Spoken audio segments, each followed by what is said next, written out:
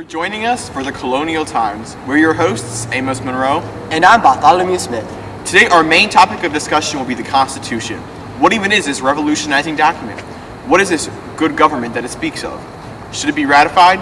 Today, we're bringing you guys a special treat. In our studio today, we have Cornelia Jackson, a local girl who's oddly into politics. We obviously can't forget our favorite founding father, George Washington. We'll get right back into this and all more right after this commercial break. You need slaves? Well, we got them. Ride your little pony all the way down to Slaves R Us, and right now only, you can buy one woman and get her son for free. Get back to work! Thank you for waiting. Because George Washington is running late, we're going to go ahead and bring out Cornelia, our first guest. Let's get a round of applause for Cornelia. Thanks for having me. I'm happy to be here. Hello, chap. I'm glad we finally have a fellow Brit on the show. Yes, anyways, I'm not here for small talk. Why do we, or I guess did we, have the rights of Englishmen? Well, I thought I'd be getting harder questions. We were guaranteed the rights of Englishmen because we were living in an English colony. That's why the Revolutionary War was started. They started denying us those rights. But say, good chap, do you remember why the British kept tightening control over us? Like the constant taxing to pay off war debts? And they sent more and more troops over here for no good reason? I remember my father got upset when they wouldn't let us move into the Ohio River Valley. We had to keep a troop a while back. We used to foster dogs too, so I kind of assumed it wouldn't be too much different. But it was. We were very mistaken. By the Queen's coattails, did you just compare quartering troops to fostering a dog? I think I'm losing IQ just being here. What just happened? Under the Articles of Confederation, the government can't tell you who to be. We finally became free from England. Don't give them the power back. Keep the power at the state level where it belongs. Don't let men in white wigs tell you what to do. You're better than that. Become pro-Articles of Confederation. Remember the Treaty of Paris? That was under the Articles. The Northwest Ordinance, also under the Articles. I love the Article of Confederation. I feel great. Thanks for sticking with us. All right, up next we have... Hey, chap, did you hear that? Hey, get it together, man. We're live, remember? No, look! I'm lost.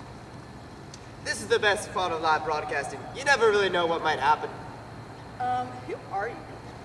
Well, considering you're interrupting our newscast, maybe we should be asking you that. Why are you dressed like that? I'm getting word from upstairs that we should ask you a few questions. Would that be all right with you? Art Ben. I'm good at trivia. All right, so what's your opinion on the Articles of Confederation? It is. It's about time all that talking Mr. Spade did finally pays off. So the Articles of Confederation was a pretty weak document. It had like no power over any person or state. Also, the government couldn't collect taxes and they had virtually no power to regulate interstate commerce. Oh, one more thing. The states only had one vote in Congress. Okay, you know a whole lot about this Articles. What do you think's going to happen with the Constitution? These questions are way too easy. The Constitution is great. Its principles are incorporated into our everyday lives, even all these years later. It created the three branches of government we use, also checks and balances, and obviously consent of the governed. It's simply what puts America on top. Oh, I almost forgot that everyone has equal protection under the law.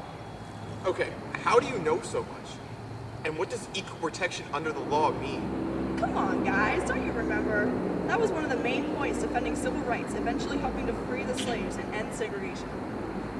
Yeah, freeing the slaves. Good one. What's next? A black man leading the country? Women's rights? Oh, better. Imagine a woman leading the country. What are you talking about? It's 2016. Hillary Clinton is favored to become the Democratic nominee. Guys can legally get married. A black man just ended his 8th year as president of the United States. This is an era of progression and change. Bloody hell! Damn right, bloody hell! What in King George III's name are you talking about? George, where did you come from? What nonsense is this maid talking? Boo! Go back to the kitchen! Thank you for staying tuned after all that confusion. As you see, George Washington is in the building. Hello, I'm happy to be here. We have a lot of questions to ask you, Mr. Washington. We're beyond excited that you're here. Yeah, I can imagine you would be. So, Mr. Washington, can you describe for us a good government? Ah, of course. This is all about keeping the people's rights, life, liberty, and the pursuit of happiness. All men are created equal, consent of the governed. These are the principles we're holding very high. And where did you get such ideas? Majority of these ideas came from philosophers. They were behind majority of the thoughts and philosophies such as natural rights and social contract theory of government. Can you elaborate on the social contract theory of government? As John Locke put it, people enter into a social contract to create a government in which their property is preserved. If the government doesn't follow the will of the people, then it can be overthrown. So, these were the ideas behind forming our new government? Yes, we're establishing a separation of powers as stated by Montesquieu. This will include a legislative branch, judicial branch, and an executive branch. Okay, Mr. Washington, we really appreciate your time. We have one last question, if that's all right with you. Certainly.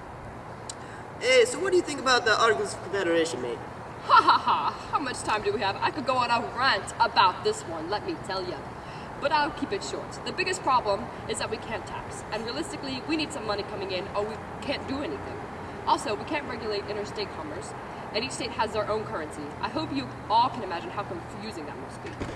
Those are just some economic reasons. There are so many more that we clearly don't have time to list. Well, thank you for being on the show, Mr. Washington. Can we get a round of applause for him? And with that, our program has come to an end.